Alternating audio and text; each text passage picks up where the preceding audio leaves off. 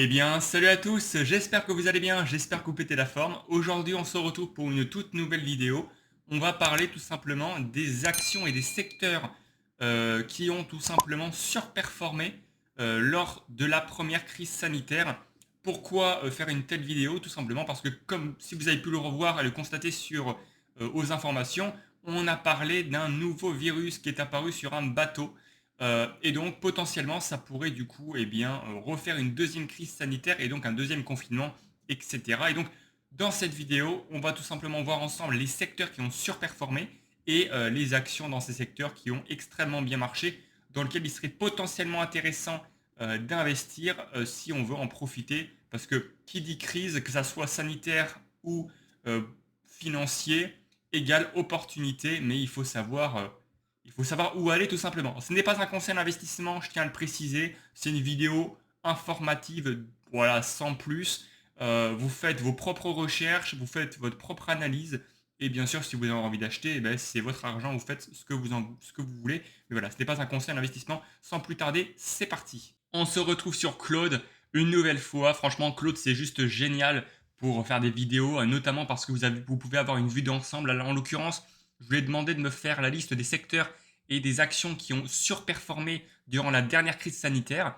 Et donc là, il m'a fait voilà, une vue d'ensemble des différents secteurs et des actions principales qui ont très très bien marché. Donc en premier lieu, donc déjà, on peut voir donc antivirus pandémie, valeur ayant surperformé pendant le Covid et à fort potentiel lors d'une nouvelle crise sanitaire classée par secteur avec des ETF correspondants. Donc c'est vachement cool, je ne lui ai même pas demandé ça. Il m'a rajouté des ETF qui pourraient correspondre si on veut diversifier, parce que finalement, acheter toutes ces actions individuelles, ça coûte vite très cher, donc il vaut mieux acheter à la limite un seul ETF bien diversifié sur la santé, ou alors un ETF thématique sur la biotechnologie, par exemple. Donc en premier lieu, sans grande surprise, nous avons la biotech vaccin ARN messager. Donc nous avons la première action, donc Moderna, qui a fait plus de 818%. Je ne vais pas aller voir toutes les actions, je vais aller voir celle-ci histoire de dire, mais voilà, vous irez voir de votre côté, parce que sinon la vidéo sera trop longue. Mais voilà, donc Moderna qui s'occupe donc des ARN messagers, pipeline sur grippe, VIH, serait en première ligne pour tous les nouveaux vaccins. Donc le risque est assez élevé. J'ai ouvert l'action juste ici, donc elle coûte actuellement 45,72 $. Et sur 10 ans, on peut voir un petit peu la croissance qu'elle a eue. Donc c'est assez... Il n'y a pas une immense croissance comme vous pouvez le constater, c'est assez... comment dire, la crise de Covid a vraiment fait exploser euh, cette action et on peut le voir, hein, elle est arrivée à 496 $. Je ne sais pas si vous imaginez, c'est juste une dinguerie. Mais comme on peut le constater, on va dire au niveau des rendements, sur 5 ans, elle a fait moins 72%, sur 3 ans, moins 63%, sur un an, en fait, c'est vraiment... c'est des actions, on va dire, très niches, très thématiques. Donc c'est pour ça que c'est assez risqué.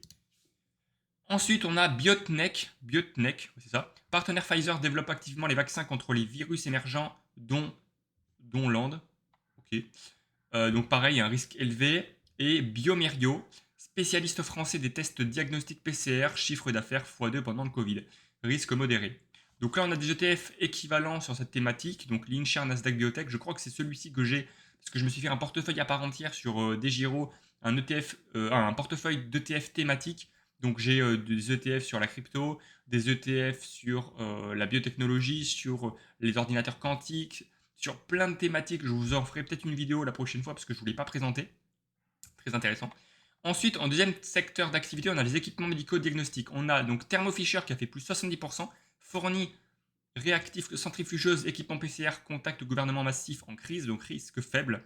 Ensuite, on a Starfuse Stadium, plus 105%, je ne connais pas cette action. Équipement de laboratoire, filtration et bioréacteurs pour production de vaccins, acteur incontournable de toute pandémie, risque modéré. Et pour finir, on a Air Liquide. Alors ça, je ne pensais pas tomber dessus, mais Air Liquide fait de l'oxygène médical. Voilà, dites-moi si vous savez que ça. Dites-moi si vous saviez ça.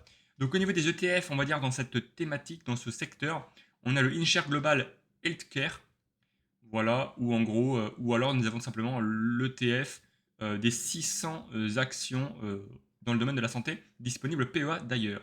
Ensuite, nous avons, bien entendu, vu que tout le monde était confiné, il y a eu l'e-commerce qui a explosé.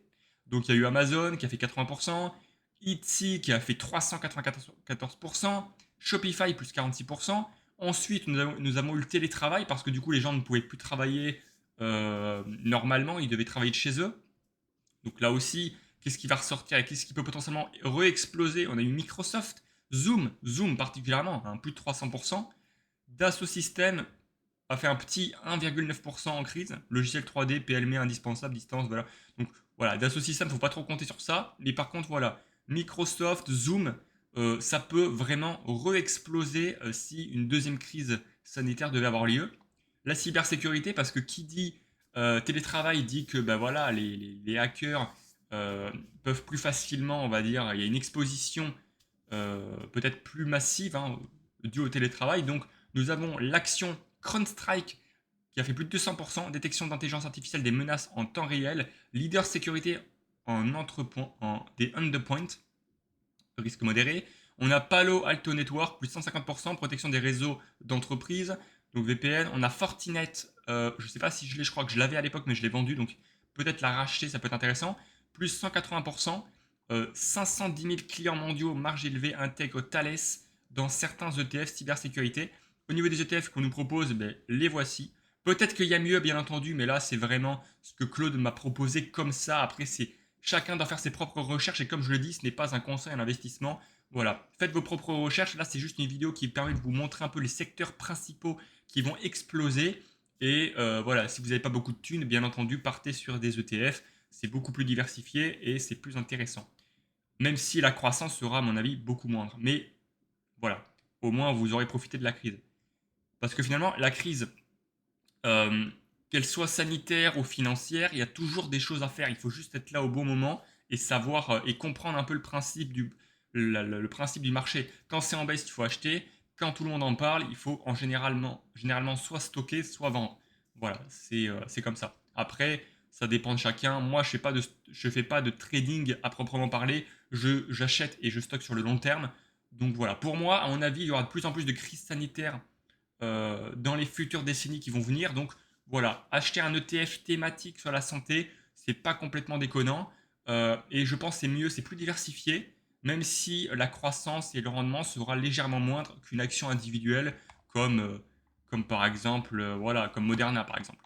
Ensuite, nous avons le secteur diversité domicile. Donc voilà, il a bien fallu, on va dire, se divertir. Donc il y a eu Netflix qui a fait plus 80%, Tencent pour les jeux en Asie et Ubisoft pour les jeux français. Donc voilà, quitte à choisir là-dessus, je prendrais plutôt Netflix, je pense.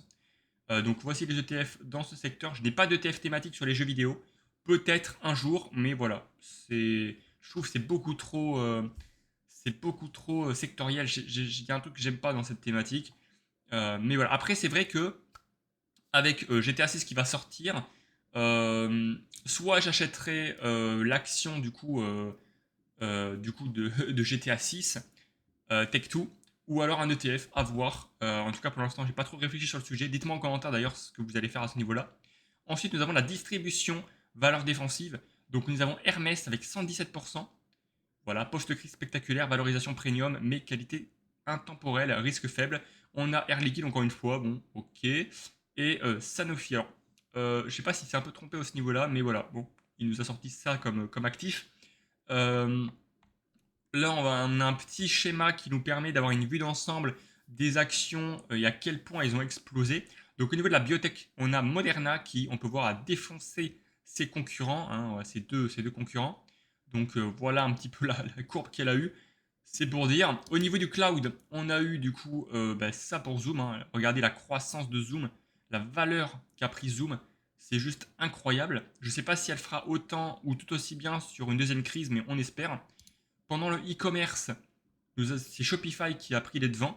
Regardez-moi ça, elle a laissé aucune chance à ses concurrents. Et pour le défensif, on a eh bien, Hermès. Hermès qui a déglingué ses concurrents. Là, c'est même plus.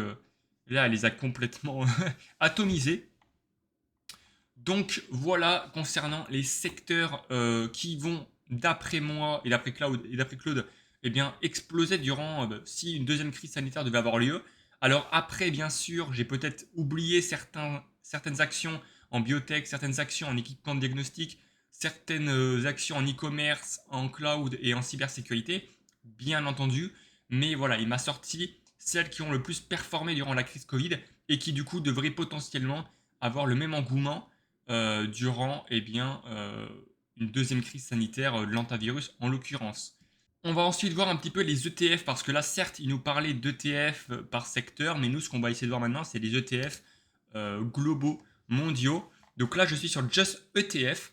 Donc, on a du coup, j'ai déjà fait une petite sélection. Enfin, non, j'ai pas vraiment fait de sélection, mais j'ai tapé voilà ETF santé monde et ça m'a fait cette sélection. Donc là, j'ai déjà fait une vidéo pour vous montrer un petit peu les différents critères que je prenais en compte pour sélectionner mes ETF. N'hésitez pas à aller la voir. Mais en gros, voilà, j'ai sélectionné ces deux ETF par rapport à la taille de fonds et aux frais qu'ils proposaient. Ensuite, vous allez ici et vous faites afficher. Ça va vous mettre en avant finalement le comparatif des deux ETF. Donc il y en a un qui coûte 465 euros, donc pas très...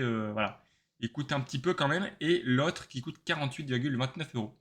Donc si on compare durant les différentes années, donc on va pouvoir voir que le X-Striker a fait plus 703% à la différence du Amundi. Sur 3 ans, il a fait plus 6%, donc il a encore battu. Sur 5 ans, il a encore battu. Sur cette année, il a encore battu parce qu'il est moins volatile que le Amundi. Et sur la durée max, il a battu. Donc, après avoir fait cette petite vérification, on va directement partir sur cet ETF. S'il fallait en choisir un pour tout simplement se diversifier et profiter de la crise, on partirait du coup sur cet ETF qui est moins cher et en plus de ça, qui a mieux marché, on va dire, au niveau des rendements que l'Amundi. Même et en plus de ça, la taille du fond est plus importante. Donc en fait, c'est autant partir là-dessus et les frais totaux sont moindres.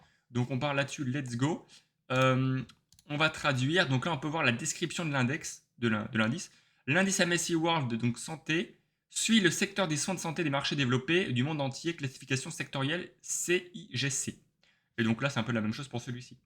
C'est un ETF qui a une réplication physique, sachant que les ETF à réplication synthétique surperforment très légèrement normalement, mais là on peut voir que physique, bon bah il marche très bien, donc autant partir là-dessus. En plus, les frais qui sont importants à prendre en compte parce que c'est ce qui finalement, il a 0,25% de frais par an à la différence de cet ETF qui a fait 0,30.